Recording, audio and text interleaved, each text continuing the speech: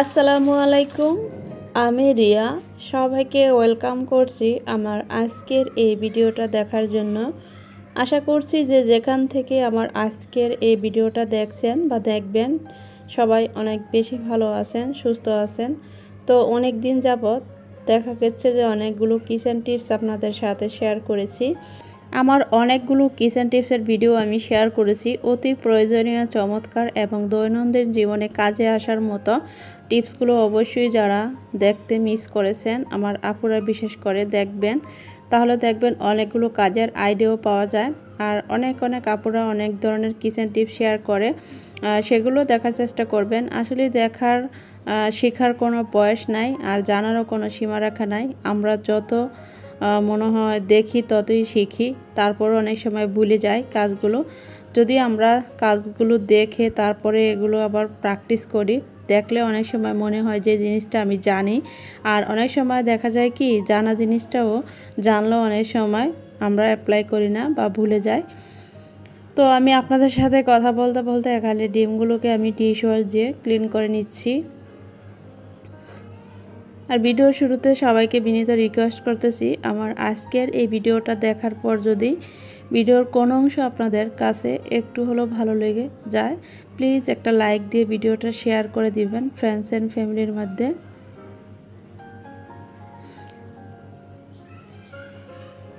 আর যারা আমার চ্যানেলে নতুন ভিজিট করেছেন, আপনারা চাইলেও কিন্তু আমার ভিডিওটা চলাকালীন অবস্থায় আমার চ্যানেলটি সাবস্ক্রাইব করে রাখতে পারেন। তো আমার ডিমগুলো অলরেডি ধুয়ে ফেলেছি।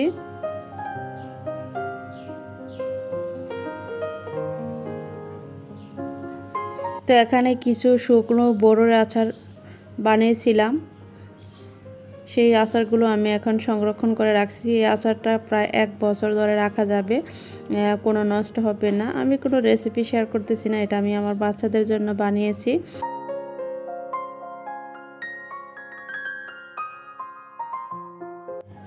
আচার সংরক্ষণের ক্ষেত্রে কিছু টিপস অবশ্যই ফলো করা প্রয়োজন।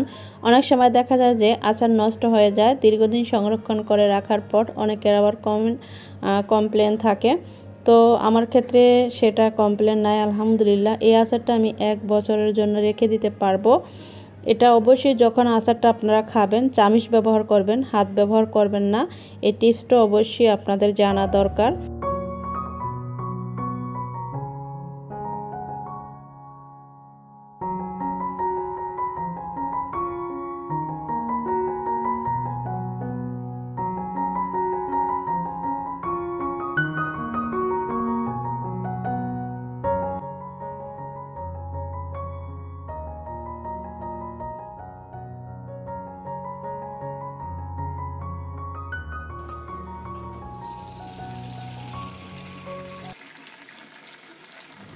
তো আমার ছোট ছেলে দেখা যায় সিদ্ধ ডিমটা একেবারে পছন্দ করে না। তো ডিম তো বাচ্চাদের খাওয়ানো খুবই প্রয়োজন, তাই আমি ওরা যেভাবে পছন্দ করে চেষ্টা করি ওভাবে দিতে। তো এখানে হালকা জাস্ট একটু লবণ দিয়ে হালকা ভেজে তারপর দিয়ে দিচ্ছি। বাচ্চাদের কিন্তু ছোটোবেলা থেকেই বিভিন্ন ধরনের খাদ্যের অভ্যাস করতে হবে। অনেক সময় দেখা যায় যে আমার বাচ্চারাও যে সবসময় শাকসবজি পছন্দ করে এটা কিন্তু নয়। ওরা দেখা যায় যে মাংসটা ভীষণ লাইক করে, বিশেষ করে মুরগির মাংস। আর দেশি চিকেন অনেক সময় আনলে দেখা যায় ওরা খেতে চায় না, ফার্মের চিকেনটাই খেতে চায়।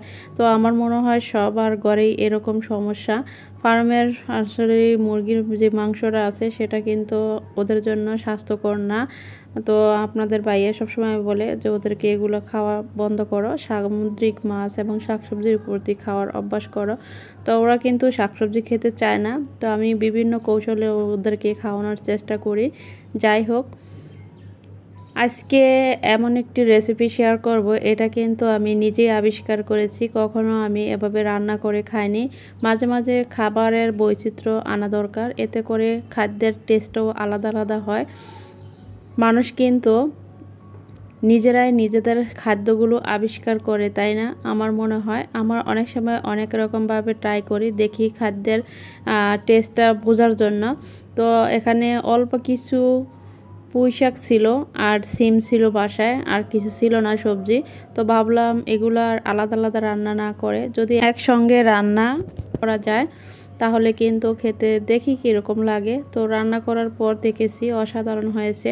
তো আপনারাও এভাবে ট্রাই করতে পারেন। তাই ভাবলাম এটা একটা নর্মাল রান্না, তারপরেও আমার কাছে সবচেয়ে ভালো লেগেছে যেহেতু টেস্টি মনে হয়েছে। পুঁই শাক দিয়ে সিম ভাজি কখনই খাইনি, আমার লাইফেও আমি কখনো খাইনি, আজকেই প্রথম ট্রাই করলাম।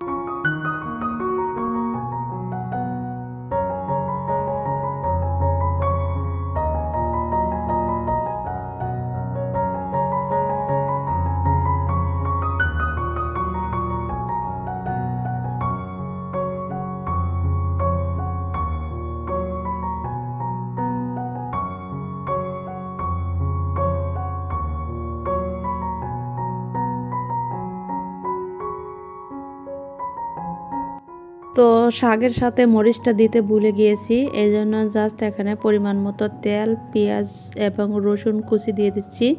আর যেহেতু মরিচটা দিতে ভুলে গিয়েছি তাই মরিচটাও সাথে দিয়ে দিচ্ছি। এতে করে সুন্দর একটা ভাজা ভাজা হয়ে যাবে আর সুন্দর একটা গ্রানও পাওয়া যাবে। তো আপনারা চাইলে এভাবে এরকম সিম দিয়ে পুঁই শাক ভাজি করতে পারেন। আমি অনেক সময় দেখা যায় অন্য শাক খেয়েছি কিন্তু পুঁই শাক দিয়ে সিম ভাজি কখনো খাইনি। তো ভাবলাম এখানে যেহেতু অল্প অল্প আছে দুইটা একসঙ্গে করে ফেলি। সত্যি বলছি খেতে ভীষণ মজার হয়েছে। আপনারা চাইলে এভাবে একবার হলো বাসায় ট্রাই করে দেখতে পারেন। আমার আজকের এই রেসিপিটা কেমন হয়েছে অবশ্যই বাসায় ট্রাই করে কমেন্ট বক্সে জানাতে পারেন। তো এক একজনের রান্নার স্টাইল কিন্তু এক এক রকম। তো আমি যেভাবে রান্না করি আজকেই প্রথম এই রান্নাটা করলাম, তাই ভাবলাম আপনাদের সাথেও শেয়ার করি। আর এখানে কিছু ধনেপাতা কুচি করে দিয়েছি যাতে করে সুন্দর একটা ফ্লেভার পাওয়া যায় এই ভাজিটার মধ্যে। দেখি বুঝতে পারছেন কতটা ইয়ামি হয়েছে এই ভাজিটা। তো আশা করছি আমার আজকের এই ভিডিওটা দেখার পর যদি ভিডিওর কোনো অংশ আপনাদের কাছে ভালো লেগে যায় প্লিজ একটা লাইক দিয়ে দিবেন। আর যারা এখনও আমার চ্যানেলটি সাবস্ক্রাইব করেননি আশা করছি করে নেবেন। আর প্লিজ যদি বেশি ভালো লাগে তাহলে অবশ্যই ফ্রেন্ডস অ্যান্ড ফ্যামিলির মাঝে আমার আজকের এই ভিডিওটি শেয়ার করে দিতে পারেন, আপনাদের কাছে বিনীত রিকোয়েস্ট। তো ভাজিটা দেখে কিন্তু অনেক লোভনীয় লাগছে, সত্যি বলছি অনেক মজা হয়েছিল। তো আজকের মতো এখানেই বিদায় নিচ্ছি। আল্লাহ হাফেজ। আসসালামু আলাইকুম ওয়া রাহমাতুল্লাহি ওয়া বারাকাতুহু।